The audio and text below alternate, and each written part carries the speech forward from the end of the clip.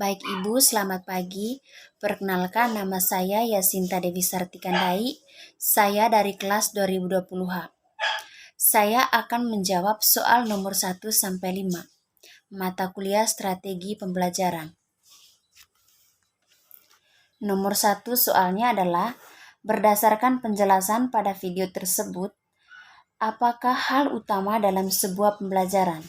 Yang berikut, jelaskan konsep dan hakikat pembelajaran berdasarkan gambar berikut. Saya akan menjawab soal yang pertama, yaitu tentang hal utama dalam sebuah pembelajaran. Hal yang utama dalam sebuah pembelajaran adalah menetapkan strategi pembelajaran. Agar proses belajar mengajar dapat berjalan secara efektif.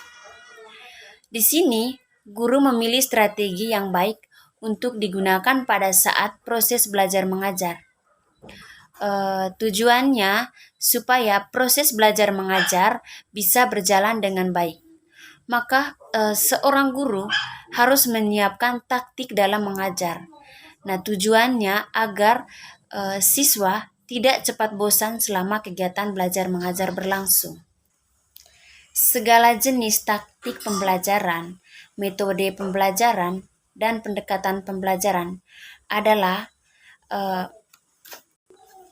diterapkan oleh seorang guru semata-mata untuk mencapai tujuan pembelajaran, yang dimana tujuan dari pembelajaran merupakan hal utama dalam pembelajaran. Jika proses pembelajaran tercapai, maka pembelajaran tersebut dikatakan efektif dan berhasil.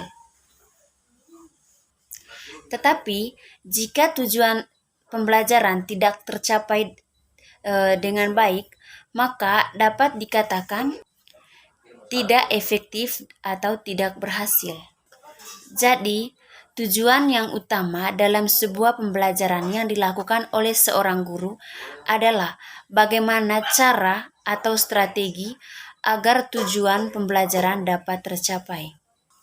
Berdasarkan gambar yang saya amati, konsep dan hakikat pembelajaran adalah strategi merupakan rencana cermat yang dilakukan oleh seorang guru. Selain cermat, juga teliti yang dilakukan oleh seorang guru untuk mencapai sebuah tujuan. Strategi dalam gambar ini sangat berhubungan dengan materi pembelajaran. Materi yang akan digunakan yang bisa membuat anak-anak bisa memahami materi yang diberikan oleh guru. Seperti yang kita ketahui, belajar mengajar merupakan suatu kegiatan yang memiliki keterkaitan antara satu dengan yang lain. Di mana dalam hal ini proses belajar mengajar harus mengacu pada peserta didik. Jadi, strategi belajar mengajar dapat diartikan sebagai pola umum kegiatan guru dan peserta didik dalam menerapkan kegiatan belajar mengajar agar mewujudkan suatu tujuan pembelajaran yang telah ditetapkan oleh guru. Baik, sekian saja jawaban untuk soal dari nomor 1. Selanjutnya, saya akan menjawab pertanyaan dari nomor 2. Berdasarkan penjelasan pada video tersebut, yang pertama, jelaskan pemahaman kamu tentang hakikat belajar mengajar. Yang kedua, jelaskan klasifikasi strategi belajar mengajar. Baik, saya akan menjawab pertanyaan nomor 2.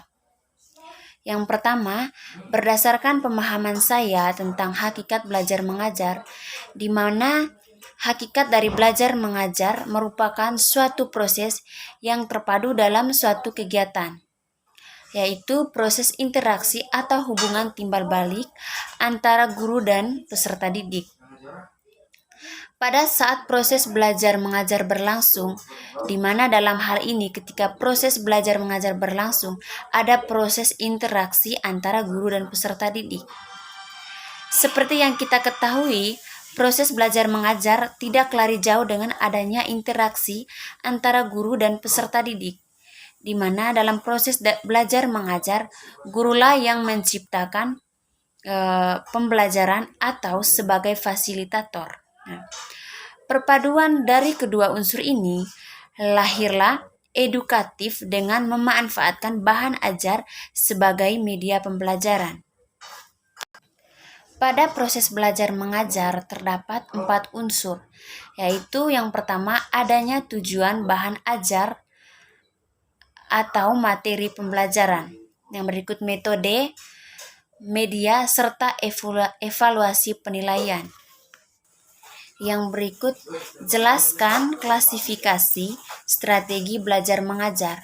Nah, ada beberapa hal yang dapat digunakan untuk mengklasifikasi strategi belajar mengajar.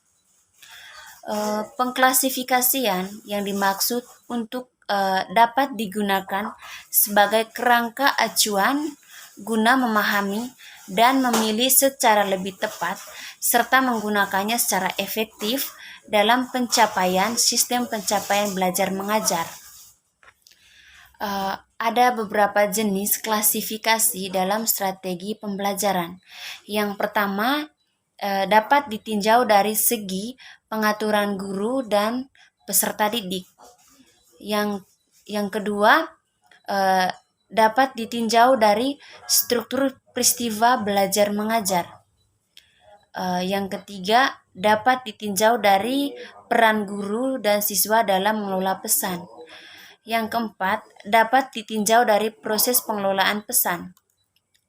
Dan yang kelima, dapat ditinjau dari segi tujuan belajar. Baik, sekian saja jawaban untuk pertanyaan nomor 2. Selanjutnya saya akan menjawab pertanyaan dari nomor 3.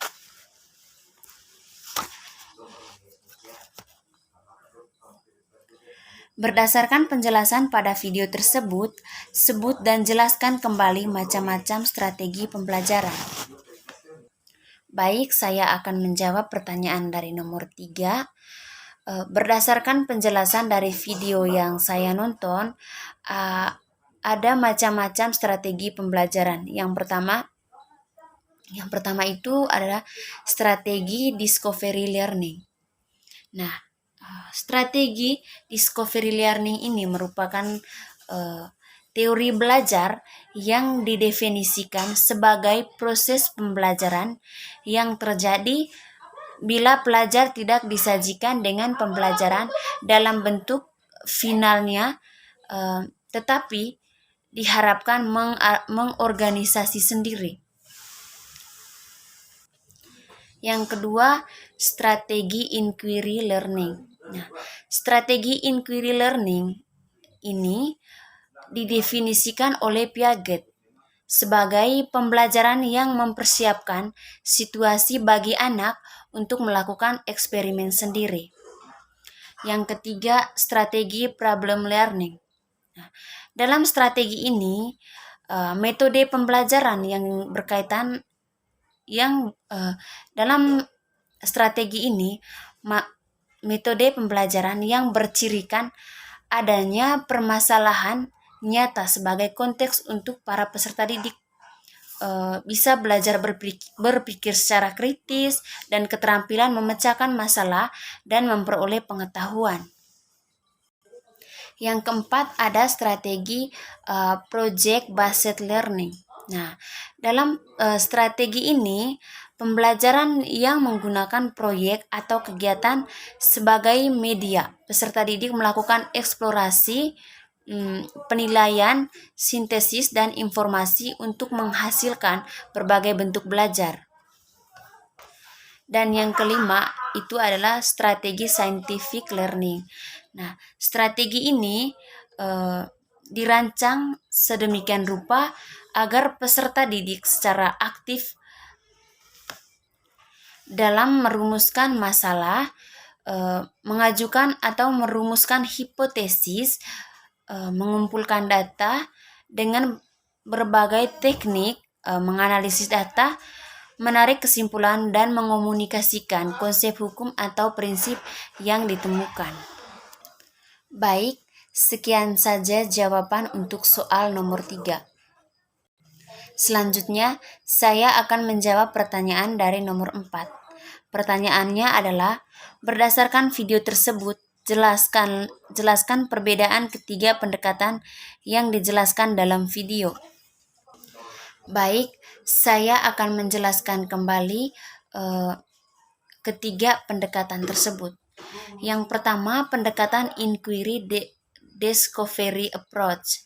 Nah, dalam pendekatan ini, guru menyajikan bahan atau materi pelajaran tidak dalam bentuk yang final atau hasil akhir, tetapi para siswa atau peserta didik diberi kesempatan untuk mencari dan menemukan sendiri dengan menggunakan teknik pendekatan pemecahan masalah. Pada dasarnya, pendekatan ini yaitu menyelesaikan masalah itu adalah siswa sendiri. Nah, sedangkan pendekatan ekspositori menekankan pada penyampaian informasi yang disampaikan sumber belajar kepada siswa. Nah, artinya melalui pendekatan ini guru dapat menyampaikan materi itu secara tuntas. Nah, dalam pendekatan ekspositori, proses belajar mengajar dilakukan dengan dengan cara guru menyajikan bahan pelajaran dalam bentuk yang telah dipersiapkan secara rapi dan sistematik, sehingga para siswa tinggal menyimak dan mencermatinya secara tertib dan teratur. Sedangkan kalau pada pendekatan mastery learning, nah, pada pendekatan ini proses belajar mengajar dengan menitik beratkan pada penugasan atau materi bahan ajar pelajaran secara tuntas pada siswa. Nah, di sini siswa dituntut untuk menguasai 90% dan tuntas. Berbeda dengan pendekatan ekspositori, yang dimana pendekatan ekspositori itu yang menjadi pusat pembelajaran adalah guru, bukan siswa. Baik, sekian saja jawaban untuk pertanyaan nomor 4. Selanjutnya saya akan menjawab pertanyaan nomor 5. Pertanyaannya adalah, sebut dan jelaskan kembali 12 jenis metode pembelajaran. Baik, saya akan menjawab pertanyaan dari nomor 5. Berdasarkan video yang saya nonton, ada 11 jenis metode pembelajaran. Yang pertama, metode ceramah, di mana yang kita ketahui metode ceramah adalah salah satu metode pembelajaran yang bersifat konvensional, yang dimana guru menyampaikan materi secara lisan kepada siswa. Yang kedua, metode diskusi. Nah, dalam metode ini selalu mengutamakan aktivitas diskusi yang melibatkan para siswa untuk belajar memecahkan masalah. Penerapan metode diskusi biasanya dilakukan dalam membuat kelompok diskusi yang bertugas untuk membahas sebuah masalah. Yang ketiga, metode demonstrasi. Nah, metode demonstrasi merupakan metode pembelajaran yang dilakukan dengan cara praktik agar siswa bisa lihat dan mempraktikkan secara langsung materi yang sedang dipelajari. Nah, metode demonstrasi memang lebih menarik serta membuat siswa lebih fokus pada materi pembelajaran karena siswa dapat mempraktekannya sendiri. Yang keempat, ada metode ceramah plus. Nah, dalam metode ceramah ini, metode ceramah dia mirip dengan metode ceramah. Dengan metode ceramah pada umumnya, tetapi untuk metode ceramah plus ini biasanya disertai metode lainnya saat menyampaikan materi seperti diskusi, tanya jawab, demonstrasi, dan latihan atau flashback antara pengajar dan murid. Yang kelima, metode resitasi. Nah, Dalam metode resitasi, biasanya mengharuskan siswa membuat sebuah resume atau membuat sebuah ringkasan tentang materi yang sudah diajarkan pada saat itu. Nah, di mana ringkasan tersebut ditulis pada kertas menggunakan kata-kata sendiri. Yang keenam, metode eksperimen. Nah, metode eksperimen dilakukan melalui kegiatan percobaan atau praktek di laboratorium agar siswa bisa melihat secara langsung materi pelajaran yang sedang disampaikan. Nah, dalam metode ini biasanya dapat berupa ilmu pengetahuan atau ilmu-ilmu sains. Yang ketujuh, metode karya wisata. Nah, metode saat ini menggunakan tempat atau lingkungan tertentu yang mempunyai sumber belajar untuk siswa. Namun penerapan metode ini memperoleh pengawasan secara langsung dari guru. Dalam metode ini, misalkan pada saat pelajaran, guru meminta siswa untuk melihat lingkungan sekitar. Yang kedelapan, metode latihan. Metode ini merupakan metode pembelajaran yang dilakukan dengan melatih keterampilan kepada siswa dengan merangsang atau memanfaatkan atau siswa membuat sesuatu. Yang kesembilan, metode perancangan. Metode ini mengajak siswa untuk saling beradu argumentasi secara perorangan atau kelompok. Tetapi debat tersebut dilakukan secara formal dan memiliki aturan tertentu untuk membahas dan mencari penyelesaian masalah. Dan yang ke-11 adalah metode mind mapping. Nah, metode pembelajaran ini menerapkan cara berpikir secara runtut pada sebuah permasalahan. Bagaimana terjadinya serta penyelesaian melalui masalah melalui metode ini, siswa bisa meningkatkan daya analisis serta berpikir yang kritis agar siswa dapat memahami masalah tersebut sejak awal sampai akhir. Baik, sekian saja untuk jawaban pertanyaan dari soal nomor 1 sampai 5 mata kuliah pembelajaran strategi pembelajaran. Terima kasih.